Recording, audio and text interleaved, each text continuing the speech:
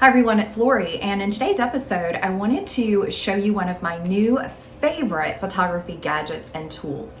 Wasn't sure I was gonna like this, but I actually really find it handy. It is a new Godox Flashpoint Senior portable flash. It is so lightweight, so handy, has all of the attachments or the settings on the back. And so I thought I'd just walk you through how it operates, and then I would actually show you some images before and after using it. So let's jump in and get started. First thing I'm gonna do is go ahead and detach it so I can show you. So it has a spin lock where you can unspin it, and then after I get it all, just slides right off. So it slides right into the top of your camera and then it locks into place. Okay, so what's really fun about this is it has the bulb. Now, when you are getting started and you finish with it, you have to pop the bulb back in. It just pops into place, and then this slides. So it just is like a fan. And then this folds down, and this is how your unit will come to you. And you can see all of the settings in the back. So it's super lightweight. It has a charger that you just plug right in here, so you can keep it charged on your desk, outside your camera bag when you're not using it, and then you can just throw this in your camera bag. That's what I love about it. It's so small. I should say this is not a sponsored post. I just really like this and thought I would share it with you. Now, on the back, you'll see all the settings, and there are several videos out there from Godox that walk you through the settings. You have a manual setting as well as an auto. When you turn it on, you'll get a red light until it's charged and ready, and then it'll turn to green once it's ready to go. Now, mine may need charging today, so that's what it's letting me know. I need to actually plug it in. Once it's ready to go on manual or auto, you can begin to shoot. Now, if you are using it on manual, which is how I prefer to use it, you've got several dials here. And you basically can come in and you can set your ISO and your distance from your subject. And then you also have an aperture dial. And what I found with this is actually if I set the ISO and the distance and then kind of play with the aperture that I'm going to shoot with, it then sets the flash for me. And I found it just to be really easy.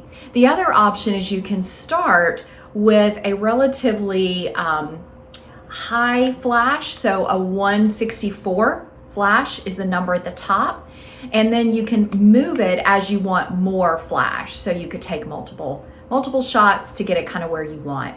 If you already shoot with flash, you're probably very familiar with the shutter speeds of the flash, and you may know where you want to start in the beginning anyway. So you've got a couple options with that. That may be confusing to you, so I will link below a couple videos that really explain it much better than probably I am. But let me show you how handy this is to operate.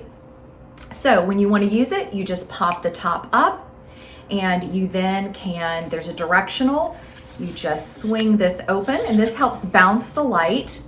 And then there is a trick that you need to know. There is a red button right inside that you have to press, and it pops the bulb out for you. And then before you close it, you just have to be sure you put the fan back in and pop the bulb back in.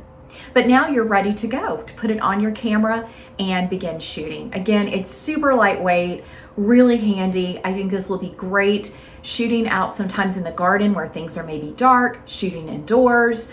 I've used it all over my house and really been playing and having fun with it. So now let's look at some images before and after so you can see how I'm using this great tool.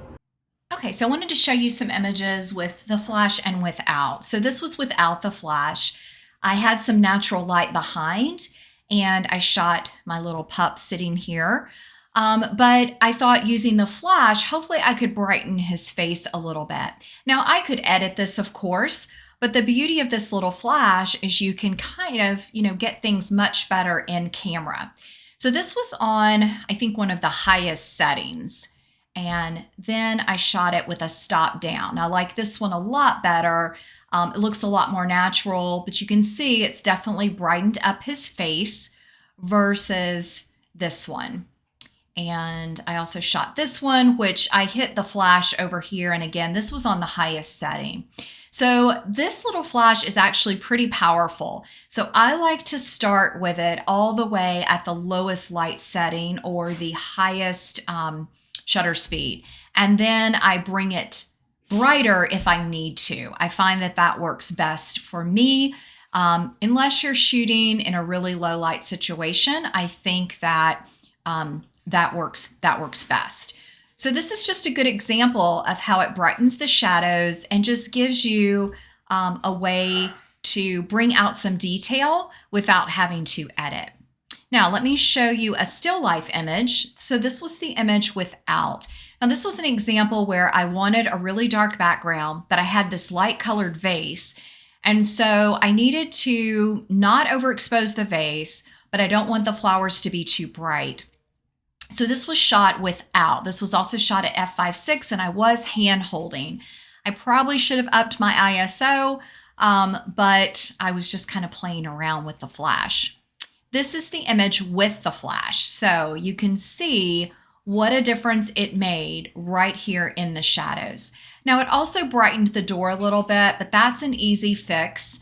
And again, I could edit this image and brighten these flowers, but I do like the effect of having the flowers all uniform, very consistent light using this flash.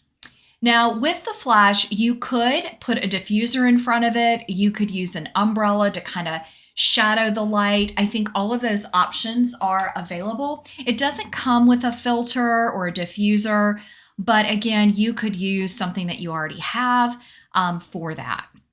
Now I'll show you another example. This was some more of that bouquet of flowers, and I was really shooting up close this center one and just wanted this to be really bright and airy. So this is before, and then this is with the flash. So just wanting it to be real bright and cheerful. So I think if you like to capture images really bright, white, this flash could be really helpful for that. And I think it's really helpful for capturing, again, those shadow areas. So this was another one where I used the flash, and so it really brightened up all of these flowers. And I also used it on this one. So you can see really bright and airy. I was able to just get this cohesive light using that overall flash. So my couple tips are to start with it at the setting that's going to be 1/64th of a second on the flash dial. That's going to give you the lowest amount of light, and then you can increase it as needed based on what you're wanting to accomplish. I think it's a handy flash to have in your bag just when you might need a pop of light, something that you could play with if you shoot flowers indoors or in the garden. And I think it's just a little fun attachment to have handy. It's not inexpensive. And if you were wanting to get into flash, but you're not wanting to spend all the money on all the details that you need for a true flash setup, this would be a great, inexpensive way to go. So if you have this flash or have played with it, let me know in the comments, share with the others in our group. I'd love to hear what you think about it and how you might use it in your photography. Thanks so much, everybody.